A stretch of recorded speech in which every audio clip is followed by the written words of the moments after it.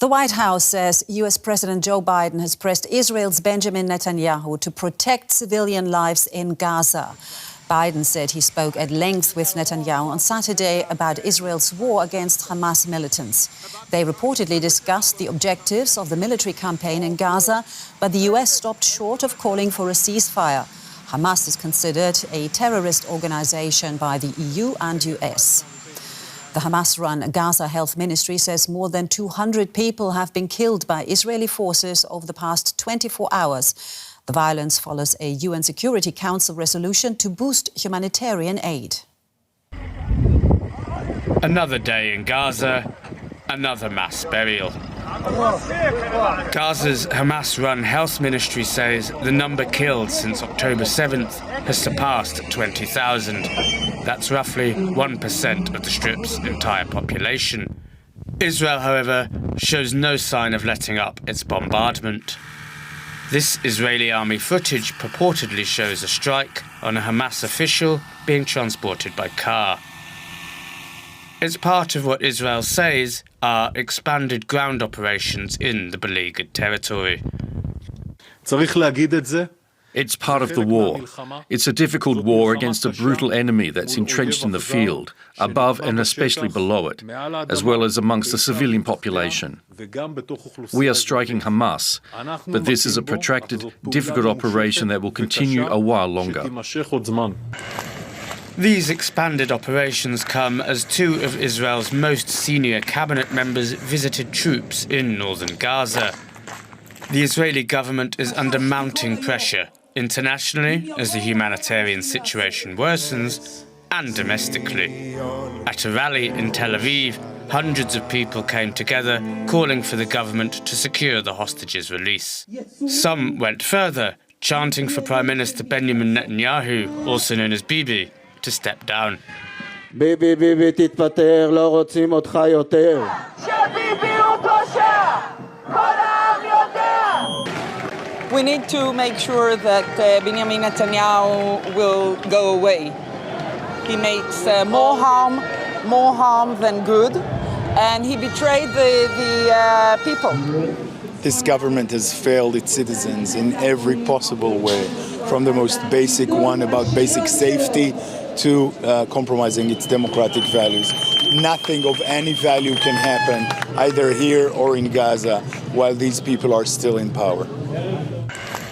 The Israeli government insists it won't stop until Hamas has been completely destroyed. It has not, however, set out a vision of what that would look like or what comes next. And for more, let's speak to journalist Sami Sokol, who joins us now from Jerusalem. Sami, good to have you with us. First of all, could you please give us the latest on the situation in Gaza? Well, I will start with the fact that the IDF spokesperson has announced that there are more soldiers that have been killed.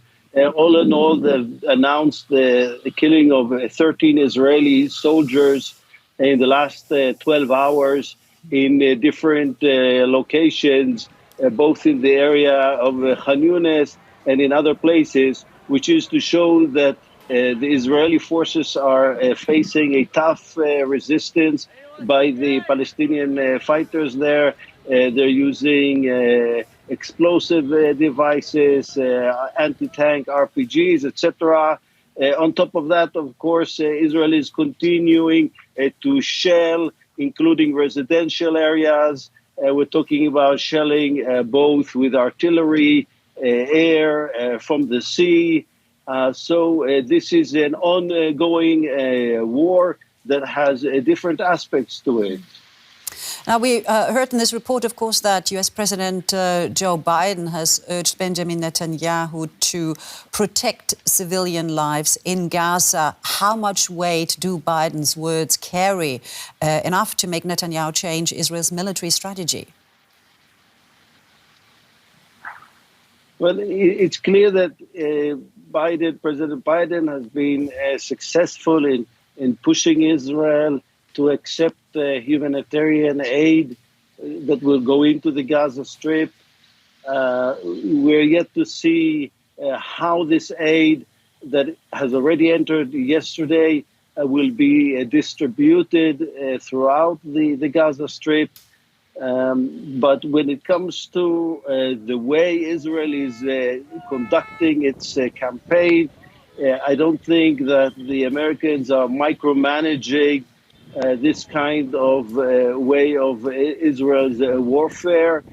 We've also heard the American Defense Secretary Lloyd Austin, when he was here and he was meeting with Israeli officials, he was saying, we're not giving the Israelis a deadline.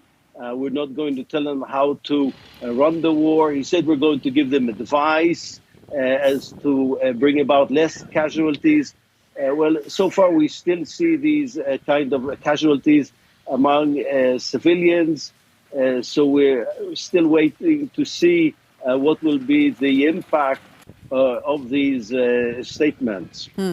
And of course, in the meantime, the Israeli government, in particular Benjamin Netanyahu, is facing growing dissatisfaction and criticism, of course, not just internationally, but also at home. Do tell us more about that. Yes, so first of all, Netanyahu is very unpopular, and all the polls have been indicating that there are other candidates that would be more popular if there would be any elections now. He would not be forming the next government, and this is mainly attributed to the fact that he's head of the state during the attack on the 7th of October, and also the way the government has been managing the internal issues inside Israel.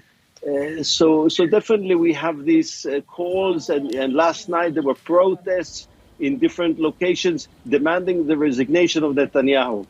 But one shouldn't confuse it with the Israeli aggressive approach towards the Gaza Strip.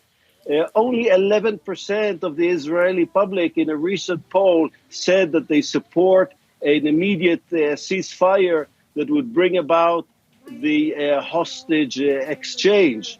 So I would say that when it comes to the way Israel is waging its campaign inside the Gaza Strip, it's still enjoying support in the Israeli public. All right. Journalist Sami Sokol there reporting for us in Jerusalem. Sami, thank you so very much.